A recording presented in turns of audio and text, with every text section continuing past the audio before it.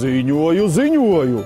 Atrodos Tirdzniecības parkā Alfa, kur jūs varat iemācīties ko jaunu, kā piemēram izrotāt piparkūkas. Taču smelties iedvesmu, kā to darīt, jūs varēsiet Tirdzniecības parka Alfa 2. stāvā. Un, protams, pēc tam jūs varat izvizināties ar karuseļiem, lielajā ziemas augstumā nobaudīt kādu karstu dzērienu vai kopā ar vecākiem izvēlēties Ziemassvētku eglīti.